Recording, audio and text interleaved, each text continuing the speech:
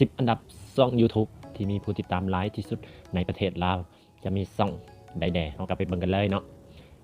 อันดับที่10 The Findy Creator เนาะสำหรับช่องนี้ก็มียอดซับอยู่ประมาณ 54,100 ซับเนาะช่องนี้ก็เฮ็ดเกี่ยวกับเรื่องสั้นหรือว่าละครสั้นอย่างนี้แล้วเนาะคลิปตลกเฮฮาอย่างนั้นยอดวิวรวมกับ8 ล้านกว่าวิวเนาะสวัสดีเนาะเอากลับไปเบิ่งอันดับที่ต่อไปกันเลยเนาะอันดับที่9ช่องสตูดิโอ SBK เนาะ 78,600 ซับเนาะช่องนี้ก็เฮ็ดเกี่ยวกับคลิปตลกอีกแล้วเนาะคลิปตลกเฮฮาอย่างนี้แล้วเนาะของกำกระปอกกระแปกนี่ว่ารวมเนาะรวมคลิปหลายๆมีทั้ง TikTok แล้วก็คลิปเกมก็มีเนาะ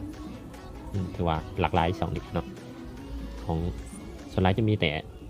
กำเนาะคลิปกำกระปอกกระแปกลายเนาะถือว่า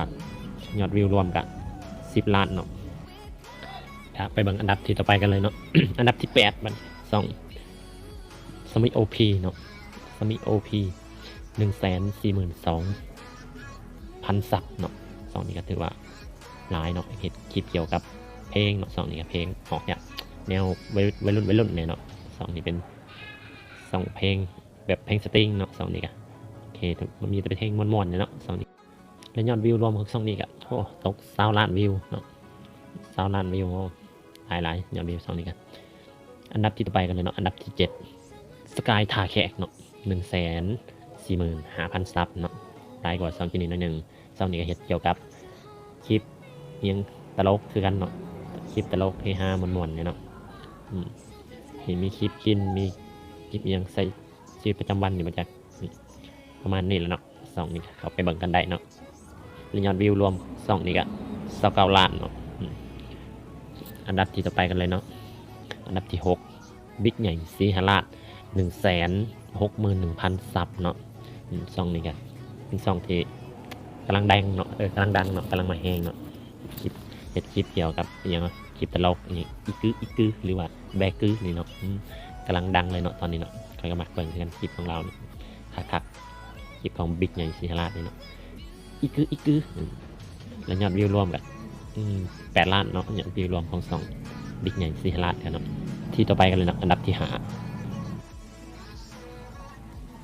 จากเดย์เครซี่เนาะ223,000 ซับเนาะนี่ก็เป็นคลิปตลกเนาะคลิปตลกมันม่วนคือกันนี่เลยเนาะตลกกันของอาก้อยหรือว่าไอ้พย่องอย่างเงี้ยเนาะ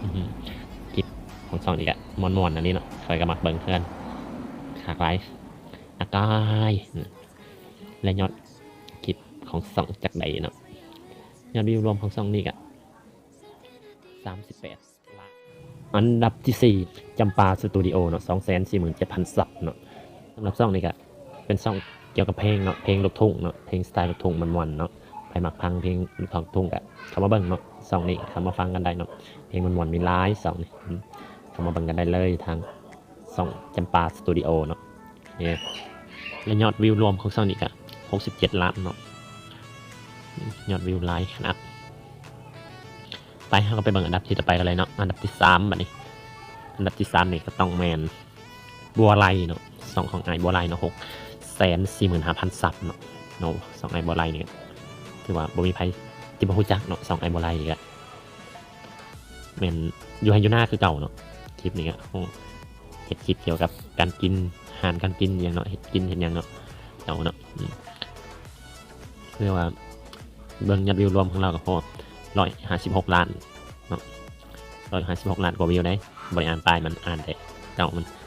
อันดับที่2บัดนี้ตกเป็นของยูนาสตูดิโอเนาะ750,000 ซับยูนาสตูดิโอนี่ก็คือซีโฮเนาะเป็น2ที่ดังเนาะทั่วประเทศลาวเลยเนาะทุกคนคือซีโฮกันบัดแล้วเนาะว่าเฮ็ดคลิปเกี่ยวกับหยังเนาะบ่ต้องอธิบายเลยก็ได้เนาะและยอดวิวรวมของยูนาสตูดิโอนี่ก็221 ล้านเนาะ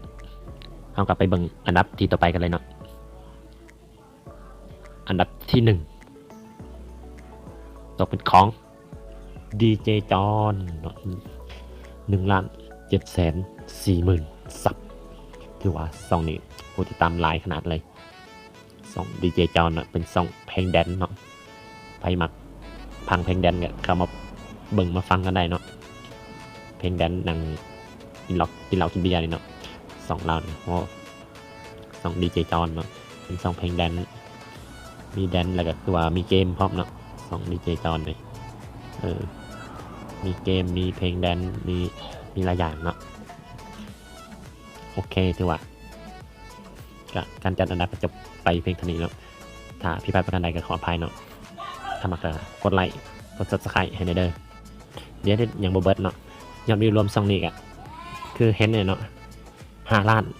ขึ้นมาหน่อยเถอะวะหรือว่า5,000 ล้านบอกว่าไปกับโปรจักเนาะมันเห็นแต่ยอดวิวรวมมีแต่เท่านี้เนาะไปกันโหดเนาะสำหรับคลิปนี้ก็ขอจบเพียงเท่านี้เนาะออกกันคลิปหน้าบ๊ายบายอย่าลืมกดไลค์กด Subscribe ให้เด้อ